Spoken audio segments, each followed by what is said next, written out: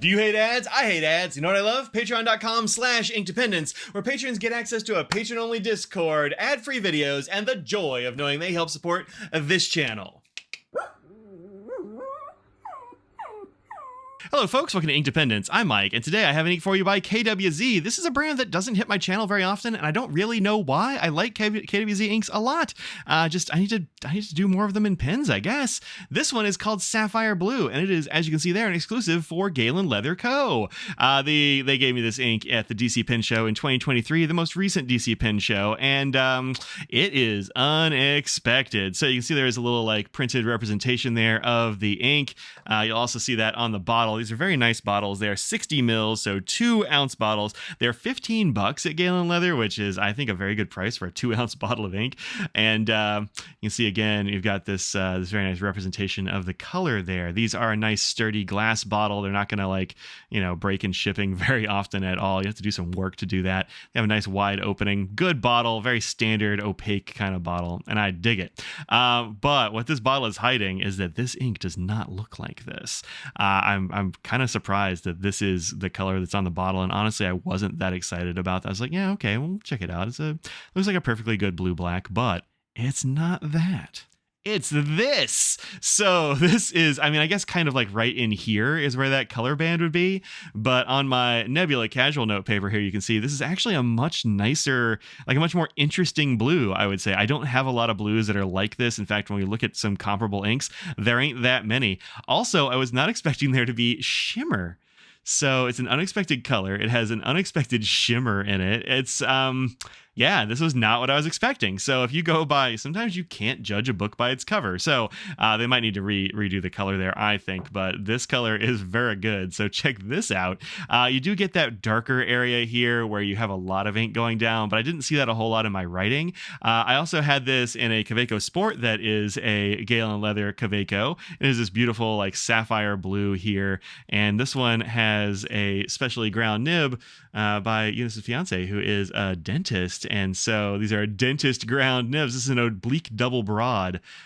So pretty interesting. I have really liked oblique nibs for a long time, but I think I might have actually trained myself where I don't need them. And so now I have to think about how to use obliques. So if you want to know about obliques, go and check out my my video on like what nib grinds might be for you. That might be a place to start. I probably ought to refresh that one, but obliques are a very interesting kind of corrective nib design. But you will see that it gives you some nice like variation in your lines and stuff like that too. So this is, as I said, the Nebula Casual Note 90 GM2 paper. Flow on this, pretty medium. It didn't really have any flow issues with it. It didn't seem like it was falling out of the pen and being super wet, nor was it stingy. Pretty good. Performance here on the copy paper, we'll see soon, was pretty good. Surprisingly good, perhaps. Qualities, shimmer. Also some shading. I didn't write shading there, but I shoulda. And there's the pen I was using. So, yeah, this is a really interesting color, and I'm not really sure what to call it. Maybe kind of, I don't know, it's kind of blue jeans, kind of denim, kind of like almost cerulean. It's got a lot of cool stuff going on. So let's check out the chromatography there while I do a little bit of a water test as well. This one might have some waterproofness. I mean, look how little it moved on the chromatography paper there. That's pretty cool. Hey, wow, look at look at that. Well, look at that. Nothing is really moving. Let's encourage it to go up on the words too. Why not? Yeah, I'm not really seeing any movement there, so that's pretty great. I'm not used to blues having a whole lot of staying power. Sometimes they do, but it's fairly rare.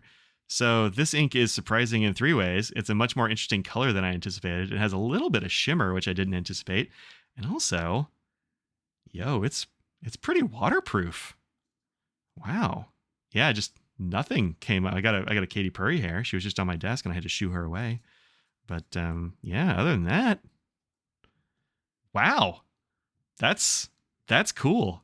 That's cool. All right. The other thing about it is that while it does have some shimmer in it, as you can see here in the text, like you only see it occasionally. It's like a very subtle shimmer, which is an effect that I like. I like I like all kinds of shimmer. I like when a shimmer like blasts off the page, but I also like it when there's just a little hint of it sometimes. I think that's really fun. In fact, to tell you the truth, for a while there when I started writing with this ink, I thought I was tricking myself into thinking there was shimmer or something, but it was a brand new pen. It had never had an ink in it before.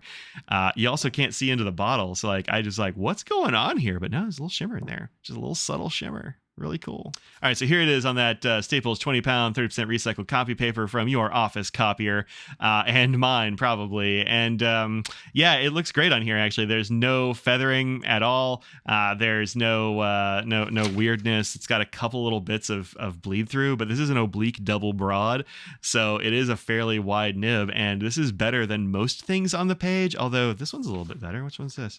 Oh, Van Diemen's Tiger Quoll. Yeah, Tiger Quoll is freakishly good on this paper. But yeah, this one, pretty good on the copy paper. You could totally use this on copy paper, I think. It's not going to be amazing on the other side, but pretty darn good and very interesting. Here it is on Moriman's Croquis paper, and I think it looks really good on this paper. In fact, I think it looks best on this paper, if I'm honest. This is one of my favorite papers for fountain pens and that sort of thing. It's a nice white color. It's got a good texture to it. It's thin, but not so thin that it's just like going to crinkle when you look at it. And the paper gives this ink like the ability to do a little bit of shading, you get a little bit of that shimmer in there, but looks really good. This is from about traffic lights. This is really kind of interesting. This is about the overlap in Japanese between green and blue as colors. So you have in some places blue traffic lights. So hit pause and check this out if you want to read a little bit about that from the 99% Invisible City by Roman Mars and Kurt Kohlstedt, which I am transcribing a bit with as I do these ink reviews. All right, here we have our Inky Fingers Currently Ink notebook. This is wheat straw paper, which is yes, wheat straw paper, which is kind of like sugarcane a little bit. It's a little bit more of a normal paper, but a very dense sort of weave, but not coated. It's kind of an interesting thing to write on. Find some sugarcane if you can, or bamboo perhaps. And I think it looks pretty good on here. I like it a little bit better on the Croquis, but I think it looks perfectly good on here. Get a little bit of the darker colors here because it does soak in a little bit more than it does on some other papers we use. But yeah, looks nice, I think.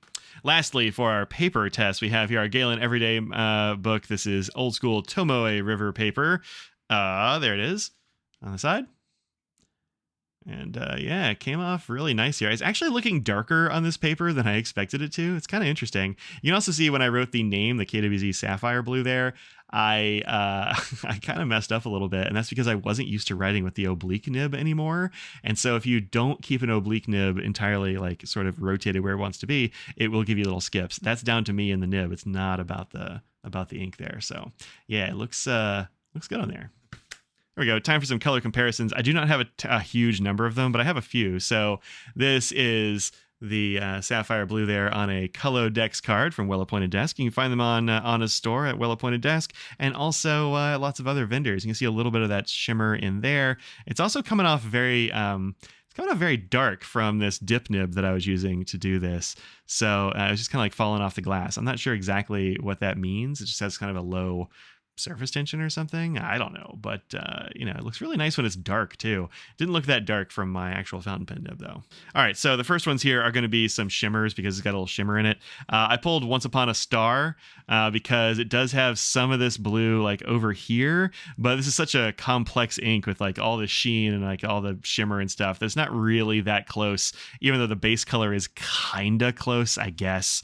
I also pulled Herbal 1798 Kyanite du Nepal, which is, I think, dark. It's like too dark to be really anything like this one, but I was just trying to pull some shimmers for you. This one, of course, also has a different color of shimmer from this sort of like bronzy shimmer that you get in this one. And then I also pulled Ancient Charm number 18, To a Faithless Husband, which I just can't get to work in fountain pens, unfortunately, but it is a kind of nice color, or it is a very nice color, and it's kind of similar, like this corner and this, a little bit similar, but not really. I didn't have, as you can see, I just didn't have any shimmering inks that were really anything like Sapphire Blue. So that's neat. If you want a shimmering blue that's like this, you got to get this one.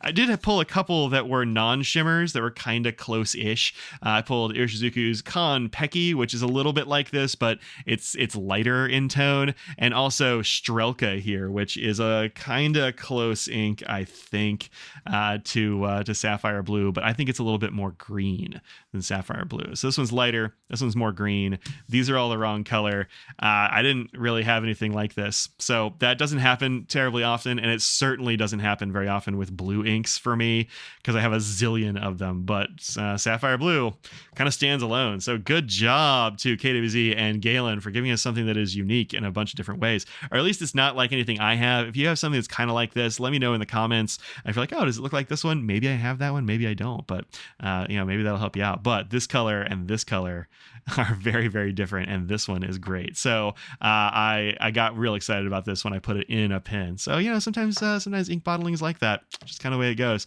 So thanks very much for this bottle of ink here, Galen. Good job, KWZ. It's waterproof. Who even saw that coming? Not this guy. So very cool. All right. See you in another video soon. Until then, peace out. Oh, hey, also, be careful when you're washing dishes. Sometimes you put your hand, you try to get your hand way too deep into a travel mug and the threads catch you and it gives you like a scrape on your hand and then you have to do a bunch of video and you're like, man, now people are going to know I wash dishes clumsily. So there you go. That's it. Bye. Peace.